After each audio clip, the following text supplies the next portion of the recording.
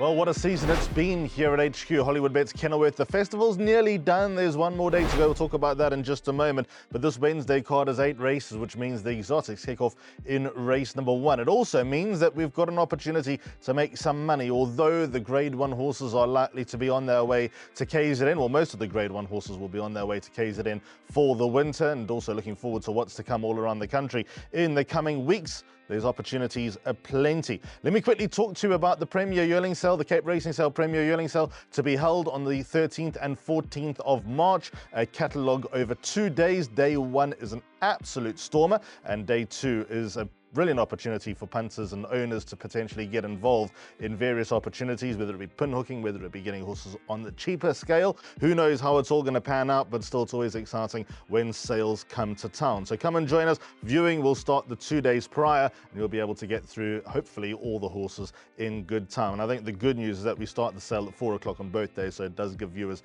a chance on sales day to have a look at those potential horses that made the second list. And as far as the final day of the Cape Racing Festival is concerned, that'll be Sunday the 16th of March, which will incorporate the CRS Big Cap and also the Slipper, where one stripe is likely to take his place, which is also likely to be his final hurrah in South Africa before heading overseas. Well, we're looking forward to it. Come and join us here at Hollywoodbets Kenilworth. There was a lovely vibe here on Saturday for the Splash Out Cape Derby, and a tip of the hat to 8 on 18. Now, a 2-time Grade 1 winner winning the World Sports Betting Cape Town Met and also the Splash Out Cape Derby. There was a lot going on. Gimme a Prince again confirming himself as the highest rated horse in the country. Right, let's get into the nitty-gritty with regard to this 8-race card, which gets underway at 1:15. Looking forward to calling them home at Hollywoodbets Kenilworth on Wednesday. Now, race number 1, there's absolutely nothing I can tell you as far as form is concerned. There are only 2 horses with form. The best of that comes from number 10, Military Command, trained by Peter Muscat, will be ridden by Craig Zaki. A very good debut behind stable companion Spacebound when beaten 6 lengths. Peter Muscat in the post-race interview was very pleased, obviously, with how Spacebound had won. That was a rip-roaring debut from a very quick horse. Looks like he's got a great lot of speed and can quicken off that speed. And Military Command, Peter Muscat saying in the interview, very happy with the debut run from the other horse, the Son of Fire Away, and he can take a big step forward after that 4th behind Spacebound. Not everything went according to plan, and he should have some improvement to come. But the trainer comments in the front of the card are very positive. There's a word out for number 1, day in, day out. Word out for number 2, Ashikule, who of course is a half-brother to Andy's Girl, who's also trained by the Yazzies. Queen Regent, Greg Bortz has had some very reasonable horses with this family. False Spirits is bred to be very quick, very precocious as well. 6, Slender Silhouette, 7, Pretty Persuasive. I know I'm going through the field, and number 11, Got the Look. All of these horses have very appealing genetics. So the best thing that I can tell you in race number 1 is watch the market. Let's see how it all goes leading up to race number 1. That will give you your biggest clue as to who might be the one to follow in race 1. But I think what we can say quite safely is that it'll be a form line to follow. Race number 2 is the first leg of the Place Accumulator, Cape Racing Sales Progress Plate over 1,100 meters. A couple of horses here do have credentials or have the right to go for the big cap in just under a month from now, some that were sold on Cape Premier Yearling Sale or Cape Racing Sales events. So let's see what's to be expected. It's a small field, but it's a very nice race. I think the starting point here is number 2, Kaiboy, the son of One World. Aldo de Meyer takes her out for Candice Bass Robinson. I think this horse is a very progressive young sprinter in the making. I think that he's got some sort of feature race potential. I liked his last run when he actually gave the winner Candytown half a kilo. Candytown was a runaway winner on Lomara King's Plate Day, and in the process finished in front of number 6, Roman Agent, who he reopposes.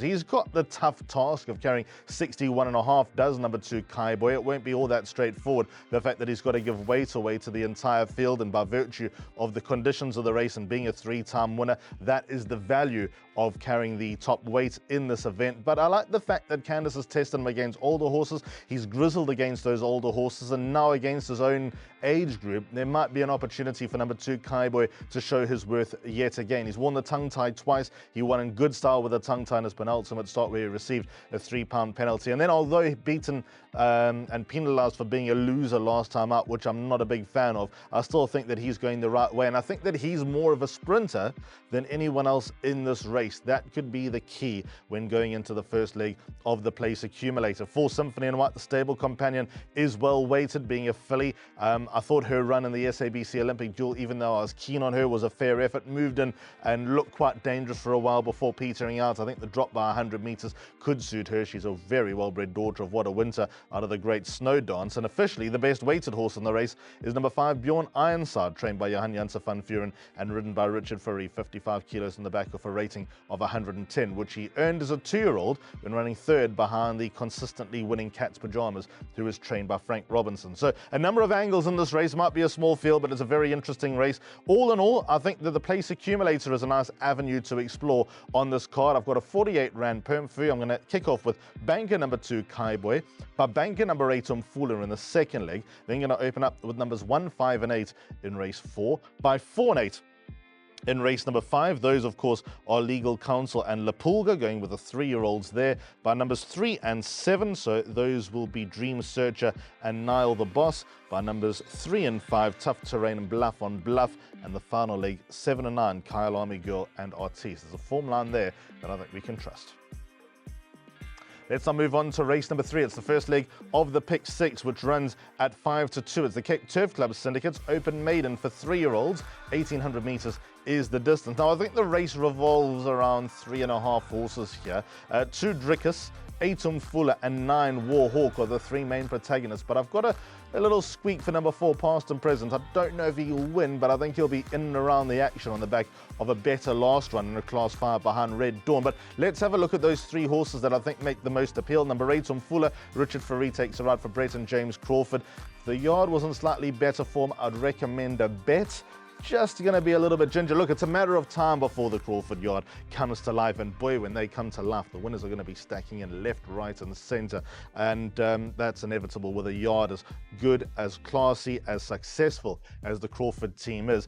But Umfula's last run, I think, sets him up. The pace was crazy, to say the least. It was always going to open up for a horse from well off the pace, and the horse that turned for home last, ahead of the facts, was able to run them all down and run past them. The horse that was second to last was Umfula, who also made up a lot of ground but couldn't go with the horse that the race was best suited to. So number 8, Umfula, just looks ready to win. He's coming along the right way. He's upwardly mobile, and I'd expect him to win race number 3 on the card. If he didn't, then I think that opens it up for number 9, Warhawk, who's always been looking for a trip. Craig Zaki was positive on Perfectly Placed that this horse will be dangerous stepping up in distance. He runs like he'll get the trip. He's a big striding son of Quirari. And then number 2, Drickus, Corne Orfa, very pleased about the improvement from run 1 to run 2 after a break and after gelding, also stepping up in distance and could have something to come. So I'm going to lean towards number 8, Umfula, but a very intriguing race all the same. My recommendation here in race number 3 is going to be box swingers numbers 2, 8 and 9, Drickus and 8 Umfula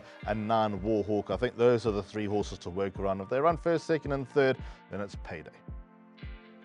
Race number 4 starts jackpot number 1, Normandy Syndicate C Stakes over 1,800 metres. Syndication, of course, a very important plug here in the Western Cape and should be an important plug all around the country. Oscar Fox has got his Normandy Syndicate in full swing. Get in touch if there's anything that tickles your fancy next month. Maybe the Normandy Syndicate will be looking for something. I don't know, but it will be a nice avenue to explore. Now, race number 4 on the card. What have we done here? Let's have a look at Bounce Back on the 8th of February when running 7th behind Rich Folks Hoax. He ran into a little bit of trouble, didn't bounce back. They crawled. The race wasn't really run to suit. He did make up a lot of ground behind Rich Folks Hoax, who I think is an upwardly mobile horse. Now, when are we going to get it right with Bounce Back? Because I think that there's a racehorse there. He's not quite showing that he's above average just yet. If he's not above average, I think that he's definitely capable of going well in this class. He last ran the Summer Championship 1600, where he wasn't disgraced. Like I said, he's had deep draws, and he ran into a little bit of bother last time out, but did make up a lot of ground. I still think he's got better days ahead of him, even though my opinion of him might be changing. I thought that he was probably a lot classier than this field. Now I think he might just be a division better. But all in all, the point is I think that he could be in the right place at the right time now. Gets Richard Fourie services, which is going to be a huge advantage as well. Who are the dangers? I want to talk about number 5, Aladdin's Lamp. Louis Otwa takes a ride for Brett and James Crawford. Winner at his penultimate start. For me, he didn't run too badly behind Lapulga last time, and this is why. He got loose on the parade ring before the race. Absolute nightmare. Nearly ran us over in the studio. I was actually surprised that he ran. He did run, and he ran better than what I thought at the time.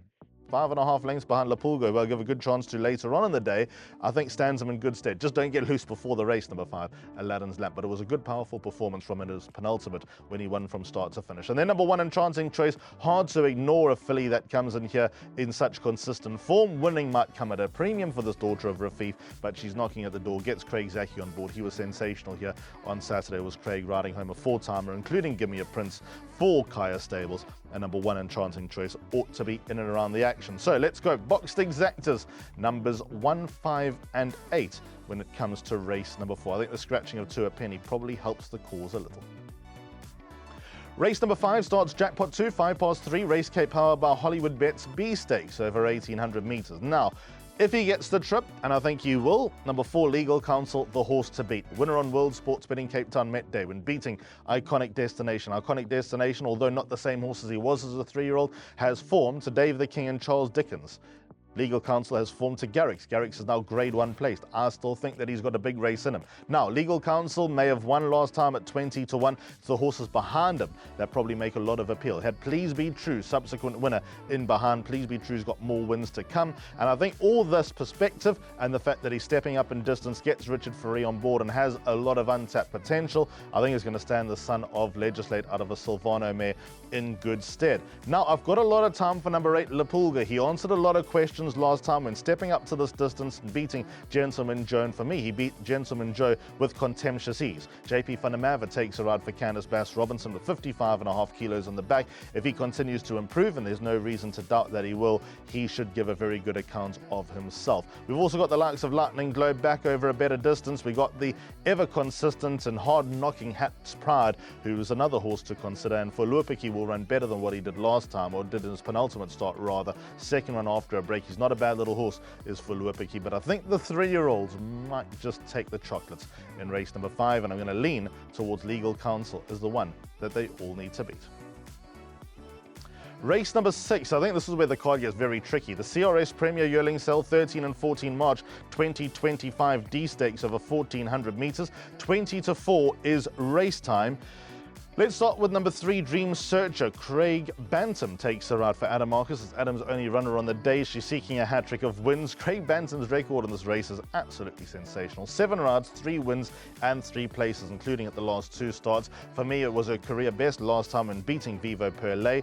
Finished in front of Iskria at her penultimate start, and it has Iskria obviously to worry about yet again. But I think Dream Searcher is now on the right track. I think she's been very well placed by Adam Marcus along the way, and I'd still like to believe that she's probably a step better than a rating of 77. So number 3, Dream Searcher, if getting the same breaks as last time, and just to the eye how impressive she was last time, stands a very good chance of completing a hat-trick. But I've also got numbers 4 and 7 very much in my play. Number 4, Arbitration, carries 63 kilos. That will not be easy by any stretch of the imagination, but you know, maidens at this level, always worth a little bit of a chance. JP Funamava on board for Justin Snaith, and penultimate start ran, let's call it 3 3/4 lengths behind Green Garnet. Green Garnet was a very fluent start to finish winner here on Saturday at the Splash Out Cape Derby race meeting, and Green Garnet beat horses that were probably about 3 divisions better than what Arbitration faces. So I've got time for Arbitration, and then number 7, Now the Boss. She just got form to recommend, gets Richard on board for Pete Buerta. Last time not disgraced behind December Dawn. That form line is very dicey, but I think there were valid excuses for December Dawn last time out. So from that point of view, throw number 7, Now the Boss, into the play. It's the start of a pick 3 that I've recommended, the final pick 3 of the day. 3, 4 and 7 by 2, 3, 4, 5 and 10 by 5, 6, 7 and 9. I've cast the net quite wide in that pick 3. Let's now move on to race number 7, the perfectly placed Class 4 over 1,000 metres. Very, very trappy races. You would have told by my pick 3, I've got a few horses in my play. And the place accumulated, I've just got numbers 3 and 5. So let's kick off with Bluff on Bluff and revisit the win at the end of the year on the 28th of December when beating the US of A. Now, this son of Oratorio is a real fan favourite, throws the kitchen sink, gives of his best time and time again. 6-time winner from 46 starts, but it's all the places, it's all the effort. It's just what he is. He's the full package stage as far as just that evergreen trier is concerned. Now, he got a penalty for being a loser last time. Again, I'm not a fan of that. But with that said, Unbaldi was an absolute Monty last time. We tipped him here on the show, we tipped him on air, and everything went according to plan. And from that point of view, I think number 5, Bluff on Bluff, is just very well set up. Ashton Harries also gets a tune out of Bluff on Bluff. He's harder to take the ride. And from that point of view, I just think that he'll be in and around the action. If he doesn't, number 3, Tough Terrain. Close your eyes if you're going to have a bet on Tough Terrain.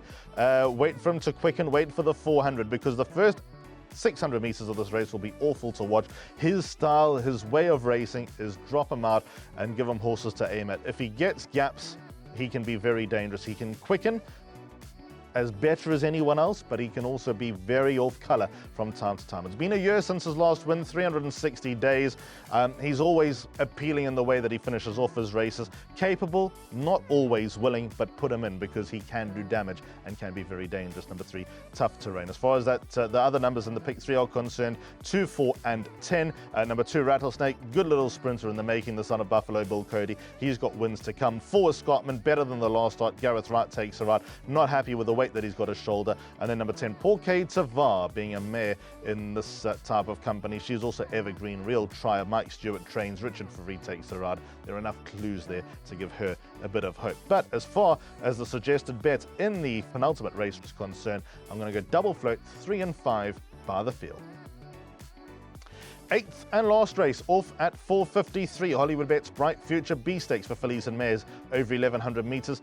And we've got a nice little form line here that I think we can pick up. 18th of December, when Kyle Army Girl beat Artiste, who ran 3rd. First Masterpiece ran 2nd, watch out. And Sahara Cat and Blue Holly well in behind. I think that's the key piece of form going into this final race on the card. Now, if you take that form at face value, First Masterpiece, who finished 2nd, is actually weighted to go very close to Kyle Army Girl and Artiste. But I think Kyle Army Girl won with a little bit more in hand than what the margin suggested. She's always been touted as a horse that's got a little bit more to come. This 2-time winner from 13 starts. She was sparingly raced at the start of her career. She might have been well beaten last time out, but I don't think everything went according to plan in the SABC Olympic duel. And we've seen that form line spark up quite a bit over the weekend, with Siddeley coming out and winning the Splash Out Prix de Cup at graded status. So from that point of view, I think it all points to number 7, Kyle Army Girl, dropping in distance to probably a better trip and being a horse to take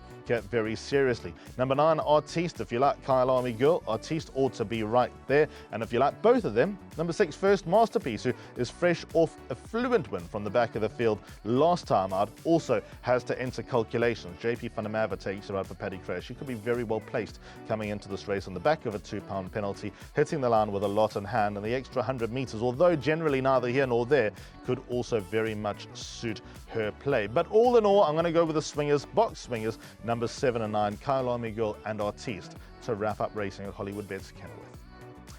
So that's pretty much a wrap. 8 races on the card as we build through the week and head forward to some more Grade 1 action, and also head forward to the final day of the Cape Summer Racing Festival, which is just a few weeks away, and also the big sale coming up, which is also still just a few weeks away. Just a reminder that there's no racing in Cape Town this weekend. We are going to be at Hollywoodbets Durbanville on Wednesday, the 5th of March. Looking forward to getting back out to the country course. Love our days out there, and we'll be there for most of March with one day here at HQ, and that being the CRS Big Cap on the 16th of March. So we'll see you here, hopefully on Wednesday. We'll see you at Hollywoodbets Durbanville for most of March, and we'll see you at the sales where hopefully you'll realize your next Grade 1 winner. Till next time, goodbye.